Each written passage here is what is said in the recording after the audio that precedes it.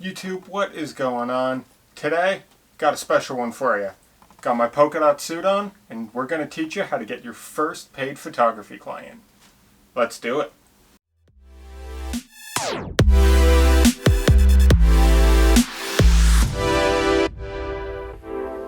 So before we jump right into how you can do this, I'm going to let you know how I did it. Basically, when I started, I was taking photography in high school, taking some photos of this, that, and everything, trying to figure out what I liked. And at the start, honestly, I wasn't very good. But you put in the time, you put in the effort, and you get better. So there I was. There the cat is. Making an appearance, as always. It's back on track. The more I started taking photos, the more I realized I liked taking photos of people. I liked that person-to-person connection. That's really what I kind of wanted to focus on moving forward. And as I got better and better, people started to talk, word spreads around pretty quickly. So with this, people started asking questions, wanting to see some photos, and you got them loaded up on your phone, you show them, oh, this is some of what I did, here's this shot, here's that shot, I did this project, getting the word out, showing your work, networking as we do. Now, up until this point, it's only been a hobby for me, so it wasn't something that I was taking terribly serious, but it was something that I was starting to actually get pretty solid at. But by this point, I've decided to kind of pursue photography somewhat professionally. I'm about to start college for it and really take my photography to the next level. That said, I also want to remind you, haven't been paid a dime for this, never made a single dollar doing it, nothing. But a family friend of mine had been talking with my parents and kind of got the idea, okay, this kid is actually taking this pretty serious and is actually pretty good at it. Now, this is also around the same time these people were getting married, and I won't say who or anything like that, but they didn't have the greatest budget, and I wasn't the most experienced. Like I said, never shot a paid job in my life before. So they took a chance on me, I kind of took a chance on them. Budget wasn't as high as you would be paid for this kind of thing regularly, and if you were to shoot this kind of thing, I wouldn't suggest doing it for what I did, but it was a ticket in the door, and it gave me the opportunity to take that and bring it to other people to where I could charge more, because now I have that experience under my belt. So it was a wedding, and I got about $200 for the day, and honestly at the time I was pumped. $200, let's go.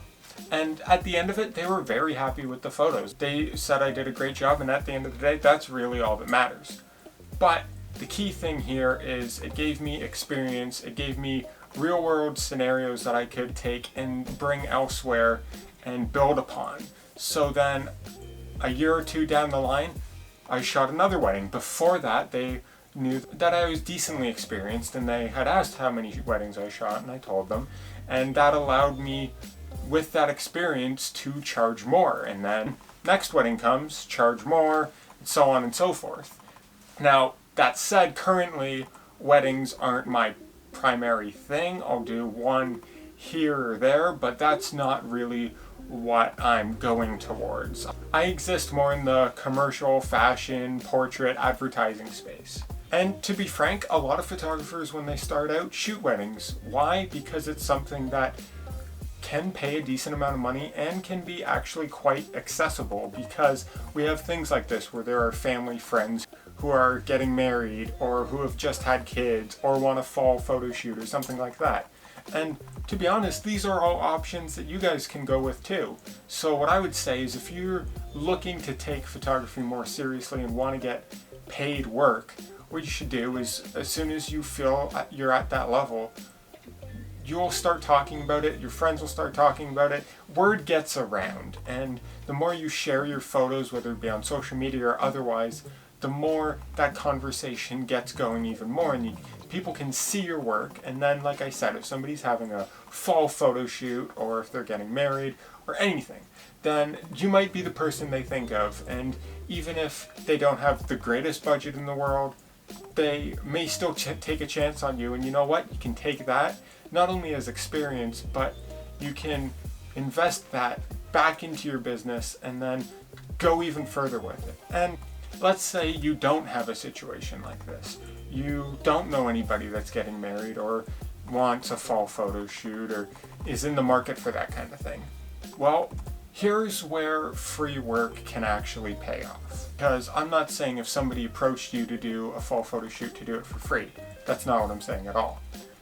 The situations in which it can benefit you and get you more work in the future genuinely, that's when you should go for it. So if you don't have anybody like this in your life, a relatively easy way to get away with still having those photos and still being able to take those and move to other things is orchestrate the photo shoot yourself.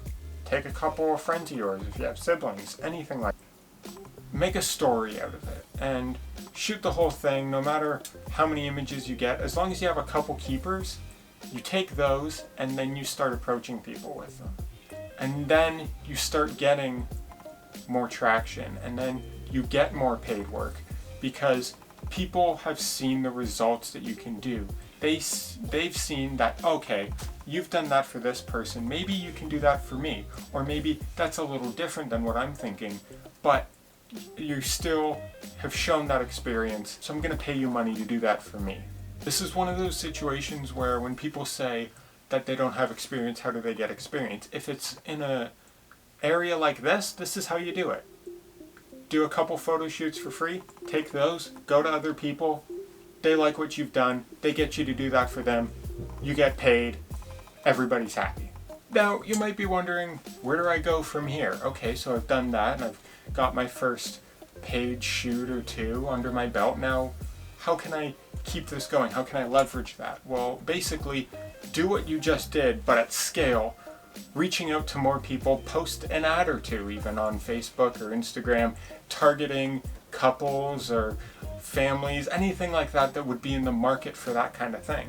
And if you're looking to get into the more commercial sector of it, then chances are after you do enough photo shoots for people, somebody that you've shot for is going to have a business or know somebody that does, and they might need photos for that. So that's when you either approach them or sometimes they approach you saying, hey, you did these for us, you did some pretty good stuff, my business needs X.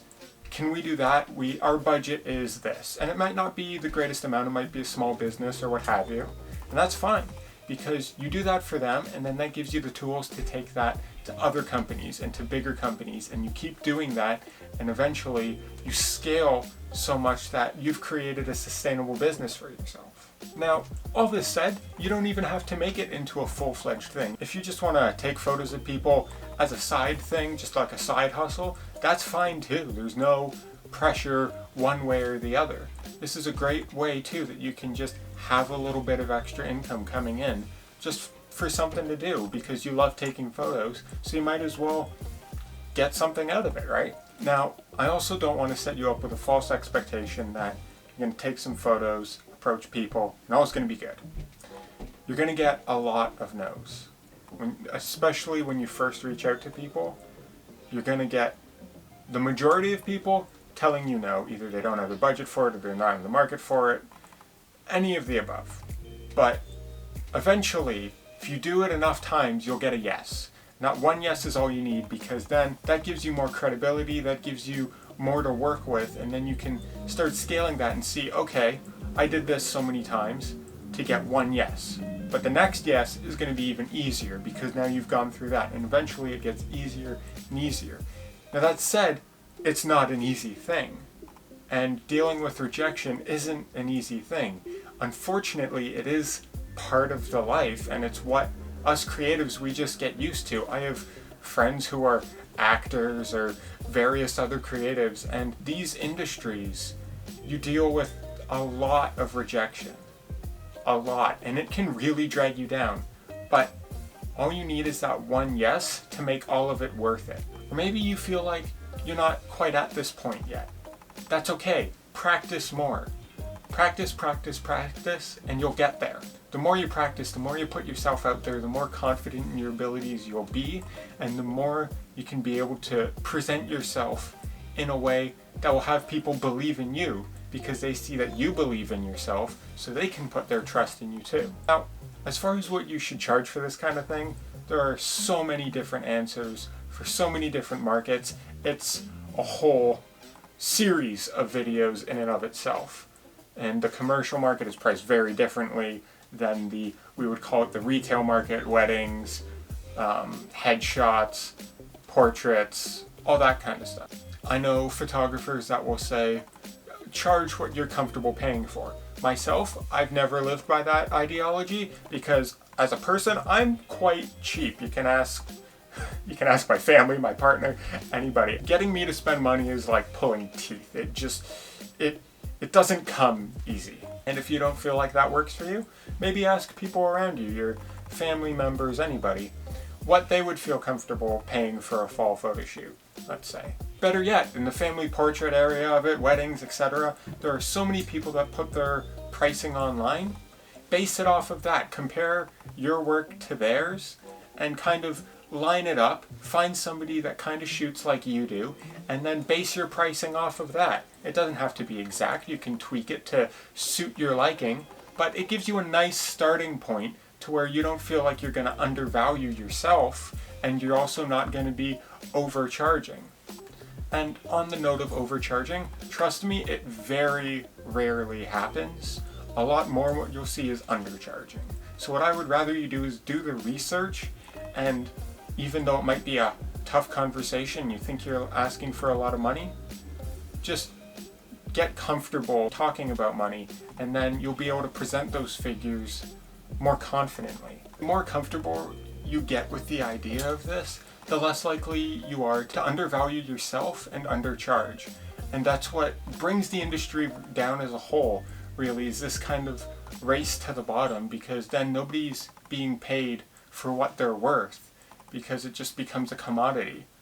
You have a unique vision, you have a unique style, and you should play off of that, because you're different than any other photographer out there because of how you see the world.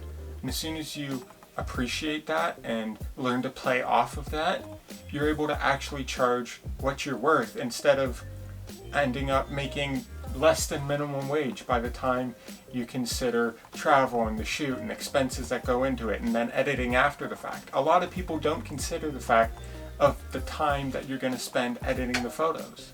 If you decide to charge hourly, build your editing time into that price, because otherwise you're going to be out that cost and then it's going to work against you.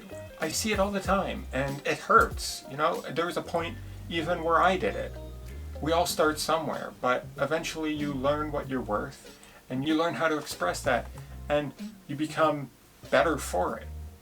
Now, with that all said, I know this is a lot of hard work and it's a fairly long, tedious endeavor, but I did it, so I know that you can do it. And as always, thank you so much for watching. Show some love to that like button. Comment down below if you like this kind of thing, if you want to see more of it in the future.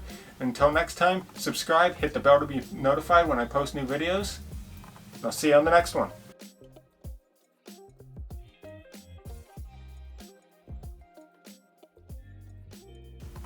Yeah, dude?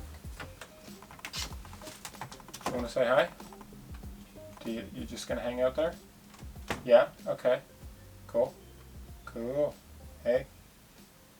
Hey, dude. Yeah? Okay, so the cat's just gonna do cat things.